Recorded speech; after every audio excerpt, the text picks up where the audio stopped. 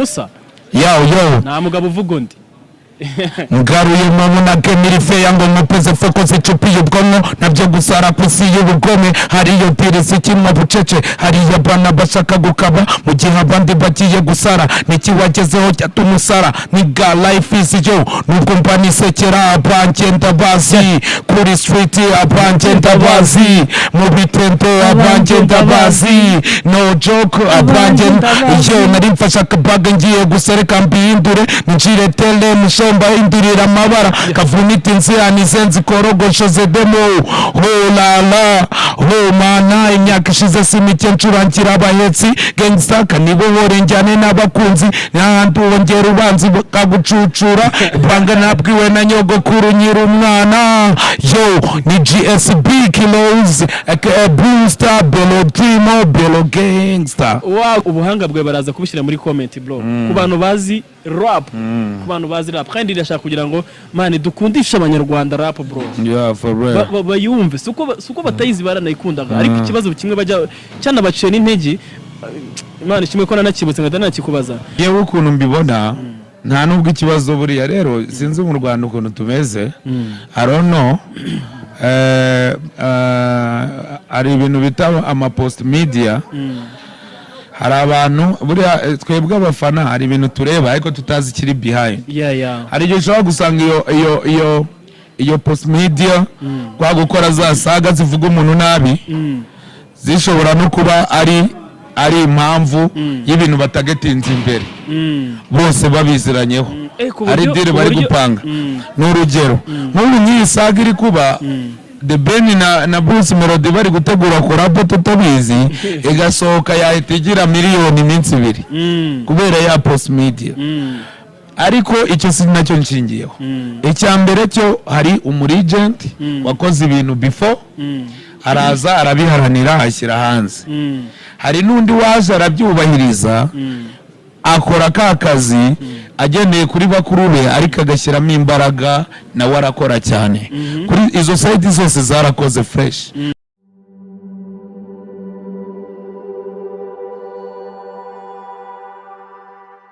wagwani bantu banje mumeze mute nizere neza inshuti z'umurava news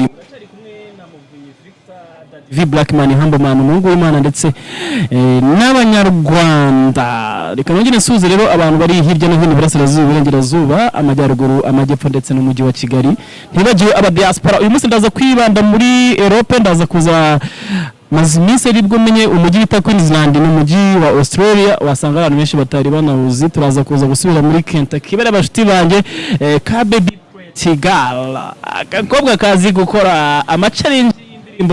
ndagasuje cyane ndaza kuza gusuza inshuti nyinshi cyane ziri California, Dallas, Texas, Massachusetts, Michigan, Chicago, Indianapolis, Ohio, Columbus tuze kuza kugaruka muri state nyinshi zigiye zitandukanye twigarukire France, Paris tuze kuza irire kwa ba Ange Diva abantu barimo ibyabamare bigiye bitandukanye reka abantu bose navuze mu mazina ba Pamela mu Bubiligi ndetse n'abandi na ba Angelique muri Chicago nabo nizere ko ameze neza cyane abatipe barimo ba Methode muri Ohio barimo ba Gentil muri Indianapolis abantu barimo Karekezi niga inshuti yanjye muri Arizona nizere ko ameze neza cyane rero twigarukira hano Kigali abantu bari Kicukiro mu midugudu y'abanyamakuru nizere ko ameze neza cyane hafi ya Banque Populaire ndaza kuza gukata hirya gatoya tugaruke i Nyanza ndetse n'ahandi tugaruke rero imbere ya kamera turi kumwe n'umutipe cyane ntago ndibuze kuvuga byinshi araza kuza kwivuga muramumenyereye musanzwe mu muzi mu binyamakuru bigiye bitandukanye numwe mu ba best rapper numwe mu batipe bafite heavy vocal kabisa nawe kugira ngo ubitubwire uraza kwitwarikira muri comment tubwire ese koko ibyo twavuze no kuri umusa yo nta mugabo uvuga undi ngaruye mabona kemirife yango mupeze foko zicupiye ubwonko nabyo gusara kwisi y'ubugome hariyo dirisi kimwe bucece hariyo bana bashaka gukaba mu gihe abandi bagiye gusara niki wagezeho cyatumusara niga life is yo nubwo mbanisekera abangenda bazi kuri street abangenda bazi mu bitendo abangenda bazi no joke abangenda yo nari mfasha kabaga ngiye gusereka mbihindure njire tele mba indurira amabara kavunita inzira izenzi korogosho zedemo ho la la ho mana imyaka ishize simike ncurangira abahetsi gangsta kanibohore njyane n'abakunzi n'ahandi wongera ubanzi kagucucura banga nabwiwe na nyogokuru nyiri umwana yo ni GSB Kilos Booster Belo Dreamo Belo Gangsta wagwani brother man Chaz take 5 mu nigga yo umusa yo ntarinjira neza mu kiganiro umutipe bita Buddha Bulldog mupfana iki Buddha dufana rap yo Rwanda ni hip hop tukapfana kuba ari umunyarwanda nanjye ndi umunyarwanda bro ukuntu tondekanya amagambo ukuntu ubwo mu fresh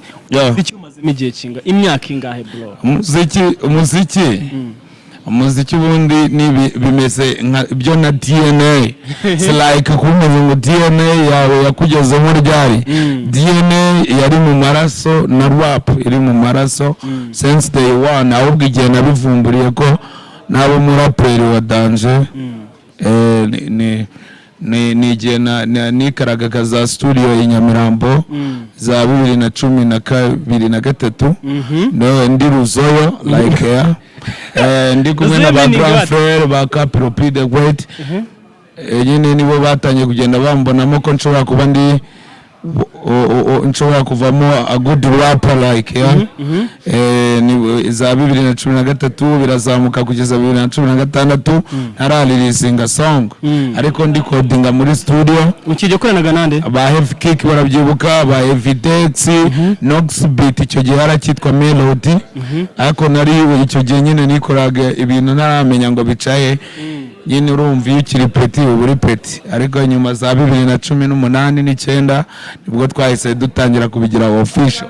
Reka mbere yuko twinjira mu kiganiro hari vasi nari nkeneye kuri buze gukubita muri iyo ndirimbo abanjye ndabazi nimwe mu ndirimbo yatumye imenyekana cyane ni nimwe mu ndirimbo yatumye mbona ukora amamedia cyane ari naho hantu twakumenyeye cyane yego twe dusanzwe tuziranye nk'abasani ndetse mu maside twikaraga mu banga bwawe ndabuzi n'amamvu nagize ngo uyu munsi ku Murava News twagiriwe amariwe kugira ngo tukube tugufite abanyarwanda bamenye impano bro barayizi ariko bamenye kuba batabona umuntu cyane bamenye ko hari abandi bantu baba bari inyuma abantu benshi barimo barabona abaraperi barabuze tafugengi zisa nkaho yasinziriye dufite abaraperi benshi tutacyumva ariko none duhereze ikizera abanyarwanda yuko hari andi marasa hari nani rap yaba itararangiye okay turaza kuza kureba nanone tukaturebe ku vasi nshaka kuri buze gukubitamo hano wakubise harimo abanyamakuru harimo harabavuze ngo ndashimira Tino ndashimira wati Anitha Pendo iyo vasi yanze kumvamo ubitiri iyo vasi iriya vasi irimo anotse erega bitaho waruvuze harimo Tino na Anitha ndavuga ngo ntabwo twanita umubebe urwanyeho akemera k'abakuboyi bagomba kwamamara cyangwa ngo twe Tino wanshyigikiye atanzi akantumira muri show tukahasigaraje nawe DJ Didman miss you my gangster makena uri GOG Patrick Promoter GOG Maniga the Fury GOG please uri GOG Maniga Yongo Pony GOG something like that. Urakoze cyane ngira ngo iyi link turaza no kwishira iyi ndirimbo turaza kwishira mu kiganiro tukwishyira mu kiganiro ubundi tuze kuza kureba tuvuge duti abantu base kumvira ya vasi neza brother man wita yitwa JSB Kilos ngo n'abantu bamenye izina ukoresha muri showbiz so wavukiye hehe mu rugo ni primary wayize hehe kuko ndashaka ko dukora ikiganiro kimeze nk'ama episode turatangira natwagenda dukomeza abantu bamenye life kuko temo wanyaje y'ubuzima bwawe ni ishuri cyangwa ririmo kwigisha abandi bapeti bafite impano babuze ahantu baca abantu benshi bakiri mu cyaro cyangwa bari no mu mujyi bagomba kumenya ko ejo nejo bundi izuba rizarasa bakava babasani bandanje JSB ni mu mujyi ni fresh gusa ari kuri EP ndi gutegura hariho boro nyine ya biography na n'ibintu nyine ari track ni gutegura ijyanye n'ibintu biri secret biri behind benshi bagiye bibazaho yo mpamvu before yuko bitewe n'amateka n'ibiki byinshi nshaka gukipingaho secretary nkazabitangaza officially n'ubundi ku Murava News will be here ubundi nzahita mbibahereza byose ariko before kugira ngo mbarabura ibintu byose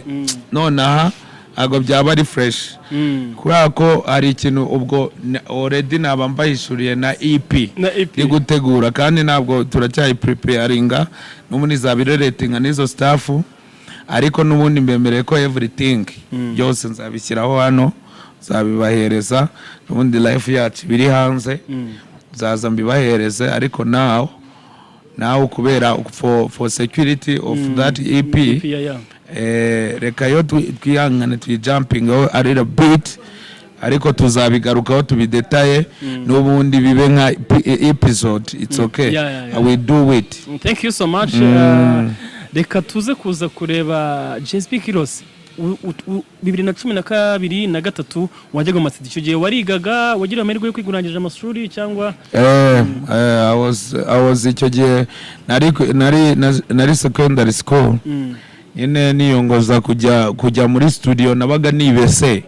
ari naso nyine nabwo twabaga twakarose ari insazi ariko kubera ko nyine yari passion twari dufite yuko tugomba gukora music ariko nanone hari ikindi kintu nagiraga n'ubu nshaka kubwira n'abapeti bashaka kuza muri game aba young niggas no kuvuga ngo man ushaka kuba umustar mwiza uvuga n'ibintu bisobanutse unatekereza kure you have to be educated. Ugomba kuba warize man gerageza wige niba ushaka kuba umustar wa fresh wifata ibikorwa wowe utekereza gukora ngo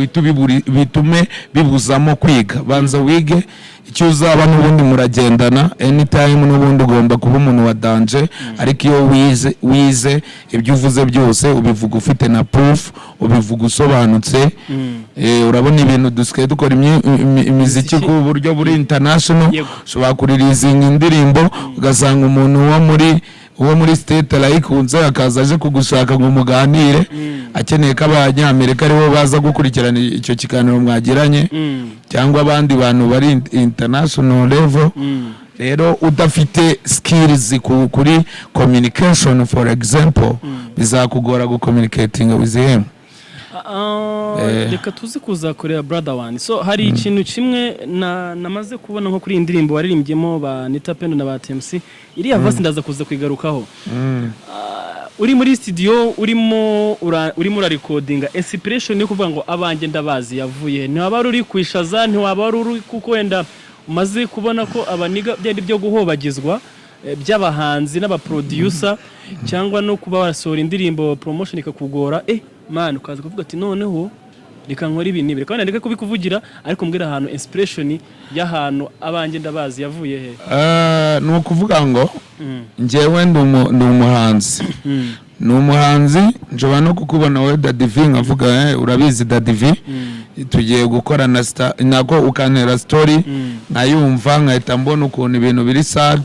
nkareba abaniga wa believingiragamo urumva icyo gihe niyo mudu nari ndimo iyo minsi nanariza ndeba ariko relationship y'abantu communication y'abantu friendship y'abantu koko iri real nowadays nicyo ndi gucekinga nkabona abaniga benshi barakundira abantu ko ari uko ari abahatari barakundira umuntu kuko afite ingoto ya danger afite pepa za fresh aruzuye ukabona umuntu aramukunze undi uravuga ngo umuntu wa nyawe umuntu uzagukunda byanyabyo ntuzagukundira ibibi byawe umuntu uzagukundira ibibi byawe uzamenye ko agukunda akugukundira achievements zawe akakumenya already ufite achievements akaba ari neza akunda atarabona failure zawe atarabona weakness yawe naho uzagira ngo ni inshuti anytime he can move he or she can move umuntu uzagukunda uzamenye ko inshuti yawe nuko azagukundira ibibi byawe umuntu w'inshuti yawe ntuzagukundira ibibi byawe wazaba gukuna handi uzukankorera ibifuti nkavuga ni nakundi ni dadivi nkihangana nkaza nkakubwira ariko brother kuki ukora ibi nkakugendaho nkashaka gukurikirana singutererane ubwo nza icyo gihe nzaba ndi inshuti rero ariko ningukunda ari uko ufite ingodo umeze neza aba diaspora bose basaze bakunagiyeho uragafunze abishimi yanjye byatari cyangwa nka Yongopo for example nka Yongopo niwe muntu unyogosha niwe unconga unaho buri kimwe nkavuga noneho nkamwereka ko turi inshuti ari uko ankorera iyo service gusa sibyo yagira ikibazo cy'akaboko wenda akaba atagikora iyo staff nkahita mujugunya ubwo biba bivuze ko icyo gihe n'ubundi nari mwihishemo namukundiraga service amereza it's not a love really love ituruka mu kuba njyewe twamenyana of course tukagira ikiduhuza ariko nyuma nubwo cyavaho tukaba twakomezanya natandukiriye rero warumbaje kubanyenda bazi warumbwiye ngo nk'umuntu wagumiye promotion nk'iki mvuga nk'iriya ndirimbo nyandika uzumvamo n'abanyamakuru naririmbye icyo gihe batakiri n'abanyamakuru Iyizari n'abandi bagize ngo wenda ngo ni hit nshatse gucreatinga no hari nabo naririmbye atari uko bari kuri hit irenze ubirebye neza hari nabo ntaririmbye kandi icyo gihe bari kuri hit ya danje wese icyo gihe Yago yaricaga agakiza icyo gihe sibyo I'm telling you the truth kuri YouTube channel ya Yago TV show icyo gihe yari kuri hit ya danje nsohora abanye ndabaza umuntu bitabakinze Imana none ubu ngubu Yago bitari kubundi ari muri music ari kuduhereza ibintu bya fresh nabwo ni neza naribi byose it's all about the job naribi ariko icyo gihe Lucky nawe yari kuri chat n'ubu respect kuri Lucky Nzeyimana in fresh iyo nza kuvuga mu bantu bari hit iyo nza gushaka gutagetinga ngo abantu ngo baza kunyinira ko nabavuze nari kuba ari bo navuze ariko ngiye nareme kugira ngo mbere ku buryo nge nkora hip hop ya nyayo ngewe mwereke ko nanazirikana nahereye kuri story y'umujama nabonye ukuntu abajama bamukatiye kandi yarabafashaga kuri buri kimwe mitavuga nariko ibi bintu sinabikuramo sinabikuramo inyandiko no muri studio ntambuga ariko nubwo nabikuramo inyandiko reka ndebe tayito nabihereza bikaba rusange mu bantu kaba tayito abantu bakwisangamo nta muntu numwe kuri Yesu udafite abe azi neza ko ari abantu be wa wundi uraburiza ukamusaba igihumbi ukavuga ati wallahi nyene kameranje akakunagira igihumbi akavuga ati ubu nta joke zirimo wa wundi mukubitana mukisangirira akabuye mukitamo abari niga yawe ya hafi ngiye niko nabikoze rero naheza mvuga nubwo nabonye iriya story kambabaza reka ariko nandika indirimbo ngendere mpere ku bantu nzi ko bamfashije impamvu nabigereranyije nkafata abo bantu nkabavuga bamfashije nta kintu ndageraho nta hit nakoze ya danje ari uko bambirivingiyemo kumva ko mfite ikintu nshobora kuvuga cya fresh rero abo bantu bari rare nkatini impamvu mvuga ngo cyangwa ngo twe tino wanshyigikiye atanze akanumira muri show tukasigaraje yamamagaye yumvisha indirimbo yanjye tutarahura face to face inakarwa akarwa indirimbo yatumye iravuga nta nubwo ari we gusa na gitego nakarwa iyo yabanje ari solo irarangira Negicide General avuye ku kiwanja nibereye kubaho undi kumwe n'abahungu banje kwa Traxler ba shout out kuri Generous 44 shout out kuri Glory Majesty turi kwiciringira na ba extra umujama wanje Negica barahadusanze nibwo nuze yamwumvishe akarwa version 1 arayikunda yavuga ngo akarwa none ko yaravuye ku kiwanza ahita avuga ati iyi bori irarenze nibwo twahise twiyongoza turavuga ariko ko turi abaraperi n'ubundi twahuriye hano Traxler kwakwanyije tugahita tuvasingamo indi mirongo noneho nshaka no gushyiramo ngewe fasi nari nakoze ya mbere ngeze aho navuga ngo yariko yani umwaritiste yase nanjye mfata bike ndashishimura n'abandi barashishimura bita tubakubita verse aribwo mukarwa iyo remix nibwo nahise nza nkubitamo ngo yo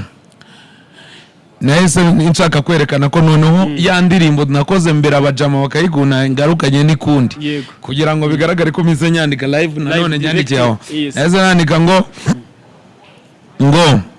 Brufiacho na ritani gangstani kundi tubikoreye rap game nabyubugemo femo ni kukarwa kijimyaho twahisemo kurapa twengagiza bya bishego bikurura kavuniti baziryubuvaku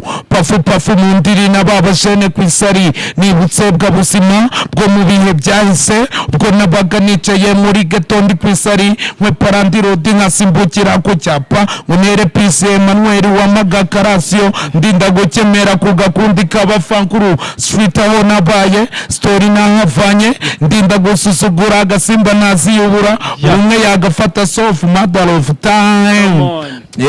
that's what's up yo that's what's up man ari ikintu komeza for real my brother I'm around muri fera urabizi ko no kuva na mbere bro kubitana urabizi tuje kubitana nayo wese supportinga urabikunda niyo mpamvu nyine mvuga n'umuvandimwe let's do the shit for real kandi kuva na kera urabizi ko giye nkunda impano z'abanyarwanda for real already know ni ibintu narahiye imbere y'Imana ko ahantu hose nzabona impano bro niyo wayijugunya impano ntago isaza Imana itekereza ikintu kizima ugita muri puberi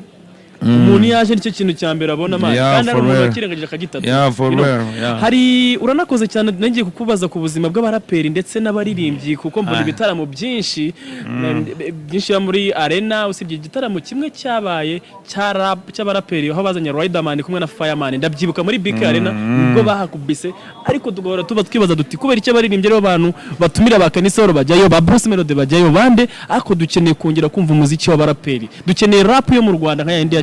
Tough Gangs ndetse n'abandi benshi ba Mashamampa n'abandi uzi ikibazo kiri ari ikintu tutaranyibagiza ikintu kijyanye ngo wakatiye ibishegu ngo niki muri iyo ndirimbo y'akarwa ibishegu kuri wowe ko izo ndirimbo zisigaye zicuruza kandi nkabanzi ko baraperi nta miyaga mujya mushyiramo aha bazi ngo mwararakaye no kuvuga ngo ni nacyo gituma ubona muri iyo BK Arena nyine adoro ko n'abantu tumeze abantu kuri incuro muri ghetto turashaka kumva hip hop iri oji ariko twagera muri public turapretendinga bya hatari kugira ngo twemeze abantu just we wanna pretend ntago dushaka kwerekana ko dukunda amaganya ya Tough Gang moni nkubita amaganya baragira ngo naraganye kandi ushaka kwerekana kuri kapo kandi ubwo mani niyo mpamvu na depression iri muri use urashaka gupretendinga baby ari umuntu wanereye story turi muri covid twari twarabuza amafoto aba baby bapostinga nyine yandi y'ibiporezo bapostinga inkoko bapostinga bari mu mazu meza cyagiye kubera ko muri covid twari home wabo mu bihomo ntabwo byari byoroshye ko yakufata Snapchat y'ibihomo by'iwabo ngo bikunde imvange z'ibirayi n'ibisimbo yaramenyereye gupostinga inkoko bantu bazi ko abantu ubuzima bwe yirira inkoko gusa agafata na ka champagne ari byo bintu tuzi kafata ntabwo ari buze gutinyuka gufata ifoto ari kunywa igikoma you got it ari kurya na meranje suze n'abapapa banyweye igikoma ngo bagasanga kirabyiye barabyibushye bya danje shout out kuri bo ikintu mbabwira rero abantu turashaka gupretendinga turashaka kugaragaza ubuzima tutarimo noneho ngiye nk'umuraperi niba naje nkavuga ni rero turacyariga biracyadusaba kugwigira ntabwo turihaza mu biporezo ntabwo turasa neza mu mifuka ngiye nimbivuga ngiye namamvugishije ukuri kuri wewe muri society ariko umuntu ushaka kwemeza empugege nka yereke ko asetinze atsindiye icyana cy'ikiyero arashaka gushumika bamutinye araza kugaragaza ko akunda indirimbo za Omale akunda indirimbo zasohotse zivuga nyashi akunda nyine boroye ziri sexy kugira ngo aze gutsindira ibyana ngo bisa n'amayelo sibyo ariko mu by'ukuri nagera muri ghetto akibuka ko atarapesa kavumo akibuka ko narandi road akwamye hahandi arahita yibuka ya ndirimo namurimiye ngo nkwamye geto ndi kwisari imwe parandirobe nkasimbukira ku cyapa arahita yibuka yakate yumve akarwa yumve we za vasi zimufashe kwikaruma muri situation yaraba arimo ariko nagera nasohoka nukuvuga ngo nujya mu tubari urasanga indirimbo z'ibishegu uragira ngo nizo zikunzwe kurusha izindi ariko ntabwo biri rero mani kubera iki inspiration abaririmbye kenshi barimo bararimba cyane ari ibishegu vuga nka Bruce Melody abantu nawe ubwe yarabyivugiye ejo bundi uri kumuvuza kuri case ya Didman igihe bari baprintinze amafoto yiwe ibujumbura ndetse ari na case bavuga ko ari fata ku mavuta yiri inyuma ndetse na management yiwe ya Coach Gael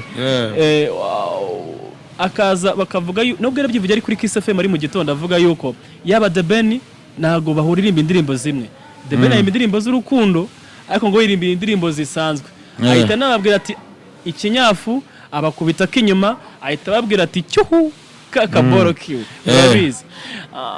wewe ibishegu ubu kubera icyo ubona ari byo bikunzwe cyangwa ari byo abantu barimo ibyo ntabwo ikibazo kiri kubasani ahubwo Bruce Melody dukubita ibishegu twiyumvire mpaka none se reka mubaze turi muri monde ya business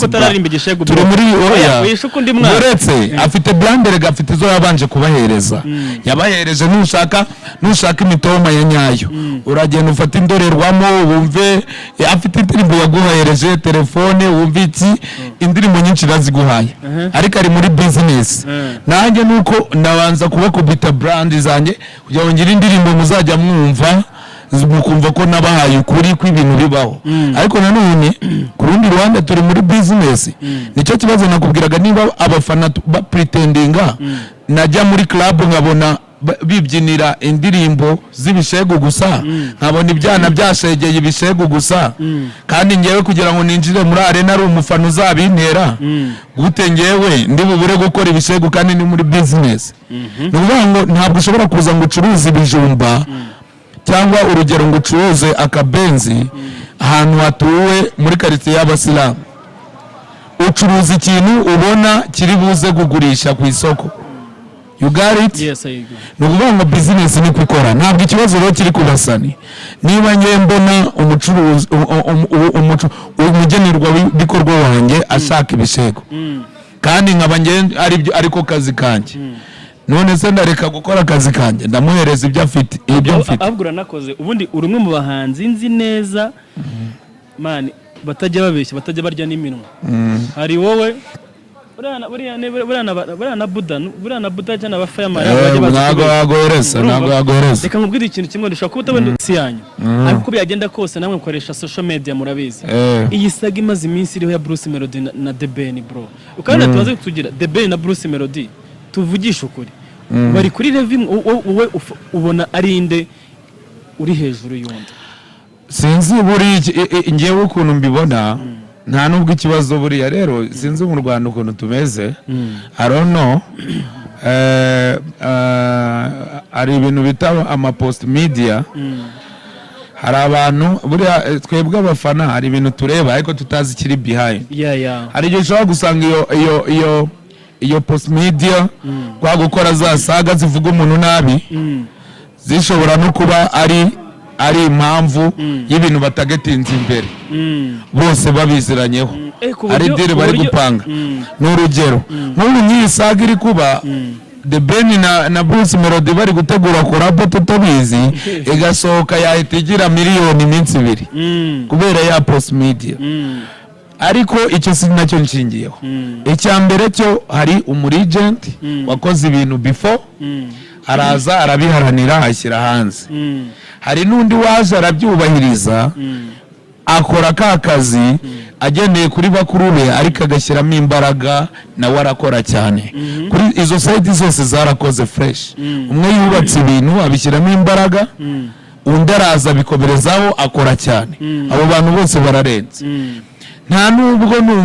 numva ko ikibazo wa mugani nkuko nabibonye na Bruce Melody yarabivuze ikibazo nuko yaba ari Bruce Melody watinyutse akavuga ngo Didman ngo ni umwana cyane ariko ejo bundi avugana na Emily yaravuze ati bazamuhereza uriya mwana mucisha akanyafuko. We yaravuze ati ntabwo twebwe abanzi duhanganye narakirebye ati ahubwo niba abafana babishaka bakreye iyo bato iri biri y'akazi tujye kuntuze nyine wumva iyo wemeye kujya muri bato uvuga uti ngewe mugenzi wanjye ndi tayari yo kumukoma niyo sinye nicyo kintu aba yashatse kuvuga nuko aba yabivuze muri rangaje ye. Ese wowe nk'umuntu w'umunyamuziki w'umurigenti ko nawe ndakuzi umaze igihe kinini kandi uri n'umwe mu bahanga bandika neza bagwa muri vasi neza banabyiyumviye izi ndirimbo uri kuririmba nta muntu wazikwandikiye kuko nkawe ubona bato ya Didman na Bruce Melody ninde waryo undi? Bato ya Didman na Bruce Melody ese ko kirakenewe mu rwego rwo guteza imbere music it's okay nta kibazo ikibi nuko hazamo ihangana riri negative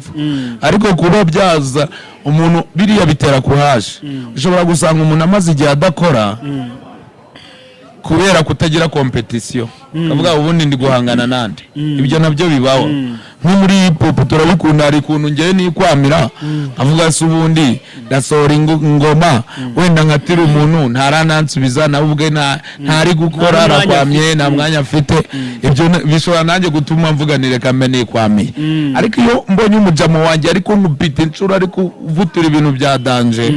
mpita mvuga bro uziko nasinziriye tamvuga nibuka kujya studio nkavuga reka nkora ibintu bya dance rero biriya kuba abaho bato bagatuka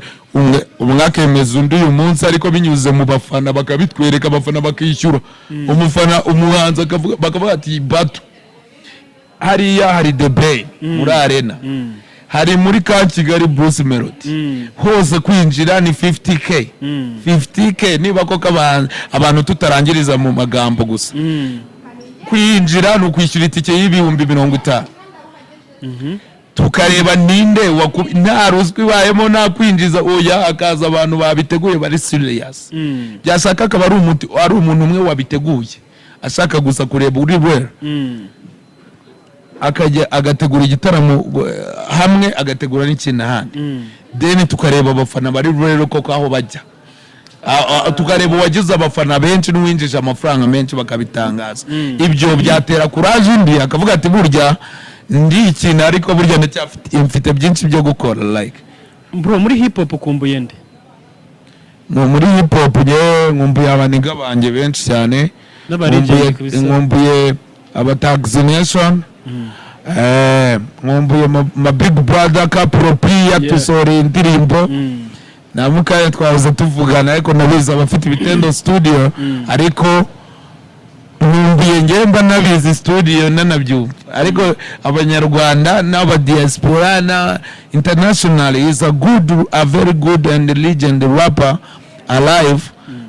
respect kuri we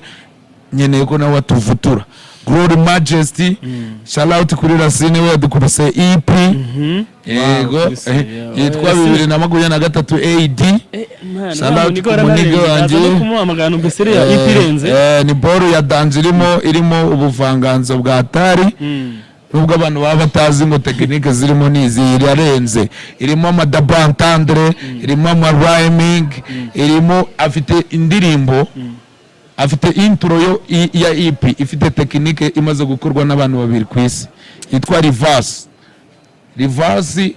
ugakubita verse ya mbere verse ya kabiri kabari ya yindi ya mbere uyicuritse ibyo rero kugira mu Rwanda babyumve birabarenze naga nyine birasa utazi ko ibyo bintu biba reverse muri hip hop ugafata verse ya mbere niba nakubize wenda ngo ni kukarwa kije myaho twahisemo kura patwe nkaza gufata ya magambo nkayahera hasi nyancuritse akavamo nanone verse nanone wallahi so just because kuvuga menshi siko kuyamara umwanzi w'ibyiza ni ibihe ariko nanone turi kugana ku musozo kuko ndacyagufite mfite byinshi ngomba kukubaza ariko ndacyakwibikiye kuko n'impamvu nakwegereye nanagushimira cyane umwanya waduhaye ku Murava News nuko nzi ko uri muradutekera udufitiye ewana ikirungo cya danje mu gikoni bimeze fresh kabisa umuntu ageze hafi y'igikoni atumva umuhumuro w'ibiryo urumwe mu bantu impamvu nakuzanye ndabizi neza ko ubuhanga bwe baraza kubishyira muri comment bro ku bantu bazi rap ku bantu bazi rap kandi ndashaka kugira ngo man dukundisha abanyarwanda rap bro for real bayumve suko batayizi baranayikundaga ariko ikibazo kimwe bajya cyana baciye n'intege Imana kimwe ko nanakibutse nganakikubaza ngo abaraperi cyangwa abantu bakora bagenda muri zijyana bakoresha ibiyobyabwenge cyane bikarangira n'ubundi bayoyomye bikarangira ngo birangiye ngo batakibashije gukora umuziki wabo kandi abantu batangiye kubakunda for example Tough Gangs ni ibintu yari ikunzwe ntabwo nabango bakoresha ibiyobyabwenge ariko aho yari igeze ikunzwe yarabuze sikavuga ngo niyo yonyine ko na za Bad Boys zarashenyutse n'izindi ariko Tough Gangs yari ikunzwe pe mpamya neza ko wabonye igitaramo cya BK Arena muri BK Arena cya Riderman na Fireman man cyarakubise kirakundwa kabisa mufite abafana ariko niki kintu kibura kugira ngo man mukomeze muke kuduhereza ibintu ngo muhite mubura impamvu irimo nk'ibyo bya drogue urumva drogue ni ikintu kiri personnel n'abaririmbyi barabifata n'abacuruzi harimo ababifata no mu baki harimo ababifata bro no mu bamotari harimo abanywa ibiyobyabwenge mu bacuruzi abanywa ibiyobyabwenge ufasha abapadiri bose ukabahuza harimo abanywa ibiyobyabwenge ufasha abapasiteri bose ukabahuza harimo abanywa ibiyobyabwenge ibiyobyabwenge man biri personal ni ibintu buri wese ashobora gukoresha ku giti cye ariko sinzi impamvu bafashe hip hop kubera ko yo none ivugisha ukuri wababwiza ukuri ngo ubwo ni ibiyobyabwenge usiko nta kiyobyabwenge nywa usibye ngiye ninywera inzoga I'm telling you the truth ntago nababeshya ngo ni fresh babwiza ukuri ngiye bia ndayinywa kabisa ariko ntabwo njya ariko nagera guteshwa ku mirongo yawe utanga still mba ndi wawundi rero ibiyobyabwenge biri personal hari abaraperi batanywa ibiyobyabwenge hari n'ababinywa dusoza ndashaka kutubwire ku kintu bita Bero Gang Bero Gang before yuko nyibabwiraho nyine nicyo waruvuzeho before waruvuze ko ni kubakukingira of course ni kubakukingira gamo more sheets nshaka kubahereza EP for the first time ngiye kubahereza full story full sheets zirimo kuri bya Atari for hip hop zaba mbahereje iyo EP kugira ngo mutazagira ikintu muzajya mumbaza ngo message ngo ibiki hari umuntu akubira ko uvuga nka Bulldog cyangwa utera nka Bulldog cyangwa Bulldog rero mwari mwahura ngo mubiganireho avuga ngo man them niggas n'aba G's banje ukora hip hop man ifite kuntu turema igaturemana na voko ya hip hop rero abaraperi ibo ni bavuga ngo mwana basa nk'usuravukana isunzu you got it so niyo mpamvu we can sound the same ariko it's okay man ni blessings zacha ikindi nyine agama EP ntago ndi kubanza kunoza ndacyafite n'amatitle menshi ngomba kwita EP ndacyashaka guhitamo imwe ibyo ni fresh ikindi nyine suni ndayibahereza EP zaba ari fresh bya Atari abanyarwanda ndayibakumbuje n'abadiaspora shumi zacu I love you all muzayikurikirana ikindi Bero Gang yo of course Bero Gang Designs is there for you Bero Gang Music ubundi ni nayo Bero Gang kubiyemo art in general art ari ugukora imiziki dufite studio ya Bero Gang Music tukagira na Bero Gang Designs ni art n'ubundi abona kwa gushushanya nkabira nitwe tuba twabyanditseho tuba twakoze ibyapa yo ni GSB Kilos aka Blue Star Belo Dreamer Belo Gangster wagwani brother man chaz take 5 mu nigga